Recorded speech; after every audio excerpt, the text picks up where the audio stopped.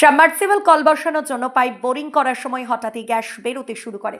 সেই গ্যাসের দেশলাইয়ের আগুন দিলে দাউ দাউ করে জ্বলে উঠছে আগুন।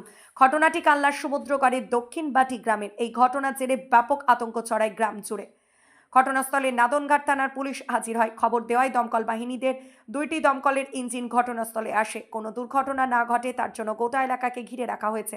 কী কারণে বা কোনো গ্যাস বেরোচ্ছে তা জানতে ONGC-কে খবর দেওয়া হলে তারা ঘটনাস্থলের দিকে রওনা দিয়েছেন।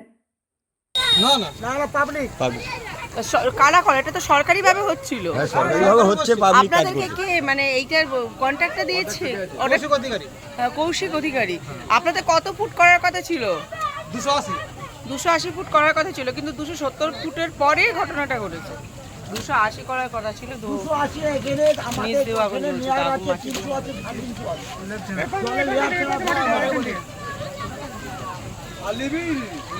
লিখবে না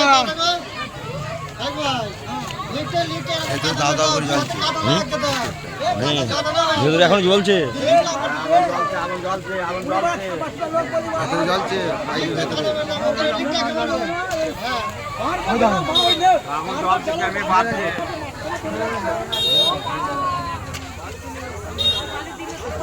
মাঠ সব ধরে যাচ্ছে একবার দাও দাও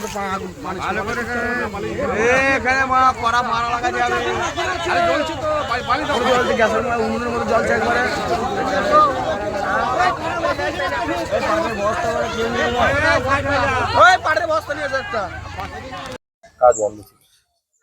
অলরেডি এখানে আমাদের যখন পাইপ খনন হওয়ার পর যখন 220 ফুটের মতো নিচে যায়, তারপর থেকে মানে একটা বাষ্পর মতো উঠে পাইপগুলো তুলে ফেলার পর সেটা এলাকার লোকজন একটা দুশ্চিন্তার মধ্যে ছিল, কি কারণে এটা হওয়ার পর তখন ওরা নিজেরাই একটা লাইটার দিয়ে ফায়ারিং করে দেখে আগুন জ্বলার পর তখন মানে বস্তা ফস্তা দিয়ে ওইটাকে বন্ধ করা রাখা হয়েছে।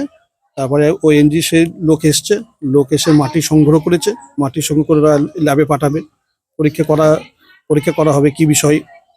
এর জন্য আমাদের এখানে দক্ষিণ পাটি গ্রামে এখন মানে তার প্রচেষ্টা চলছে, ভেতরে কি আছে না হচ্ছে সেটা দেখার জন্য। কবে ঘটনা হয়? আগামীকাল বিকাল 4টের সময়। গতকাল আজ ONGC আধিকারিকরা এসছে, মাটি সংগ্রহ করেছে, একটা বইয়ের মধ্যে মাটি নিয়েছে, তারা পরীক্ষা করবে। কি নাম আপনার? আমার নাম কিশোর ধারা। মানে মাননীয় মন্ত্রী সাহেব আমাদের এই যে পাড়ায় জল সরবরাহ, বিশুদ্ধ পানীয় জলের জন্য একটা জল সরবরাহ পাম্প দিয়েছিল। সেই কন্ট্রাক্টর এসে কাজ যখন শুরু করে কল বসাবার জন্য, তখন 290 ফুট মতো পাইপ খুব কষ্ট করে নিয়ে যায়। প্রেসার আর পাইপ নিয়ে যেতে পারছে না এবং বালি পাচ্ছে না। এই অবস্থায় মিস্ত্রি নিজের থেকে ওই পাইপ তুলতে থাকে। 7টা পাইপ ওঠার পরে তখন প্রেসারে পাইপ উঠে যাচ্ছে। ওনার সন্দেহ এবং ফোঁস ফোঁস শব্দ হয়, তখন উনি লাইটার দেয় আর ধপ করে আগুন জ্বলে ওঠে এবং সেইটা আগুন জ্বলাটা কন্টিনিউ থাকে। এমন অবস্থায় পাড়ার লোকজন মিলে, মিস্ত্রি মিলে বালির বস্তা বালি দিয়ে টোটাল ওটা জাম করে রাখার পরেও আগুনের ফোয়ারা বন্ধ করা যায়নি। তারপরে ফায়ার ব্রিগেডের গাড়ি এসে সেইগুলো পুলিশ, আমাদের নাদনঘাট থানার পুলিশ এসে সঙ্গে থেকে ওটা বন্ধ রেখেছে এবং এই অবস্থায় পড়ে আছে। গতকাল বিকাল ওই 4টে থেকে 5টার সময় হয়েছে। এই যে হঠাৎ করে হয়েছে, যে আতঙ্কিত আপনারা? হ্যাঁ, অবশ্যই পাড়ার লোক তো আতঙ্কিত থাকবেই। কেউ যদি গ্যাস আউট হয়ে আগুন ফাগুন কোনো জায়গায় ধরা এবং আগুন লাগার একটা ভয় থাকতে পারে, সেই জন্য পাড়া প্রতিবেশী সব আতঙ্কিত হয়ে আছে। ফায়ার ব্রিগেড কালকে 2 গাড়ি এসছে, আজকে সকাল 8টার মধ্যে এসছে, থানার স্টাফ এসছে, ইলেকট্রিক দপ্তরের লোক এসছে।